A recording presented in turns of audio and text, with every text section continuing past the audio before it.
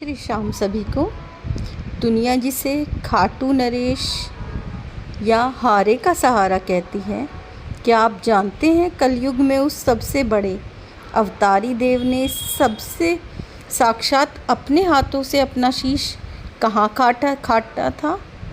राजस्थान का खाटू धाम तो बाबा का वो स्थान है जहाँ उनके शीश की पूजा होती है, लेकिन हरियाणा की धरती पर एक ऐसा पावन तीर्थ जहाँ महाभारत का वो बलिदान असल में हुआ था। जी हाँ, आज हम चलते हैं पानीपत में स्थित पवित्र चुलकाना धाम में, एक ऐसा धाम जिसे कलयुग का सर्वोत्तम तीर्थ माना गया है। अब इससे संबंधित कथा सीधे महाभारत काल से जुड़ी है।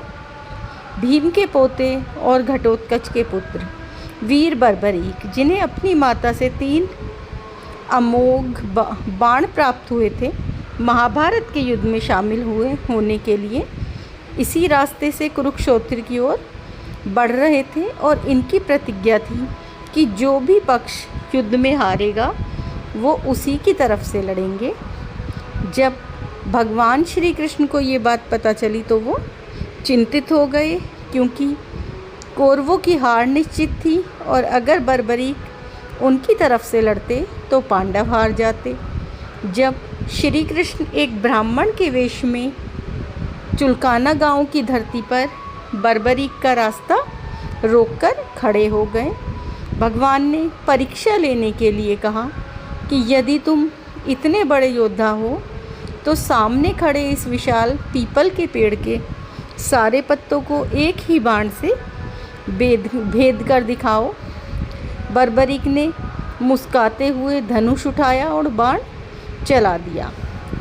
बाण ने पलक झपकते ही सारे पत्तों में छेद कर दिया और आखिरी पत्ता जो भगवान कृष्ण ने पैरों के नीचे छिपा रखा था, वो बाण उनके पैर के चारों तरफ चक्कर काटने लगा।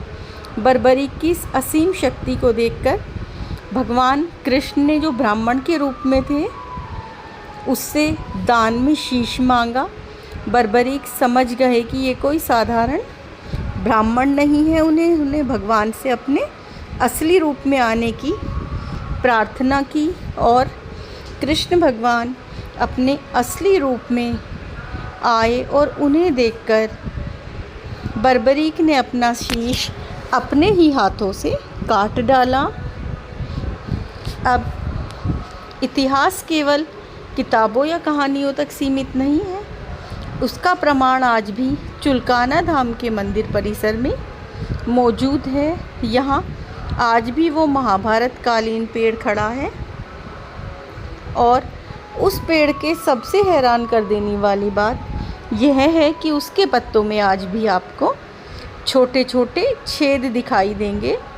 वैज्ञानिकों और रिसर्चर्स के पास भी इस बात का कोई जवाब नहीं है कि इसमें हर नए आने वाले पत्ते में छेद कैसे आ जाते हैं। लाखों श्रद्धालु यहाँ आकर चमत्कारी पेड़ की परिक्रमा करते हैं और मन्नत का धागा बांधने से बाबा श्याम हर अधूरी इच्छा को पूरा करते हैं। जब भी आप आएँ तो इस पेड़ के दर्शन करना ना भूलें और उस अलौकिक ऊर्जा को महसूस करें। बर्बरीक के इसी महान बलिदान से प्रसन्न होकर भगवान कृष्ण ने इन्हें वरदान दिया कि कलयुग में तुम मेरे नाम से पूजे जाओगे। चुलकाना धाम में बाबा का दरबार बेहद भव्य और अलौकिक है। यहाँ मुख्य गर्भगृह में बाबा श्याम की अत्यंत मनमोहक प्रतिमा स्थापित है। इसके दर्शन मात्र से आँखों में आंसू और दिल में सुकून आ जाता है।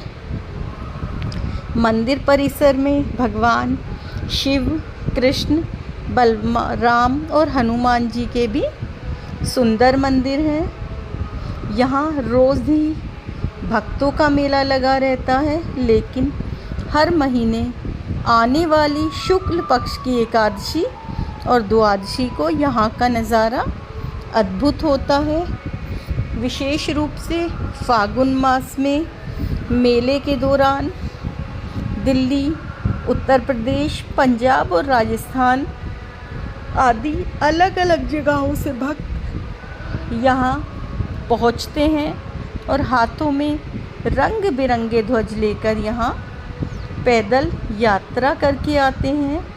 पूरा गांव हारे का सहारा बाबा श्याम हमारा के जयकारों से गूंज उठता है। अब बात करते हैं कि अगर आप भी चुलकाना आना चाहते हैं तो आपको दिल्ली से ISBT से पानीपत या अमृतसर के लिए बस लेनी होगी और समालखा कस्बे में उतरना होगा।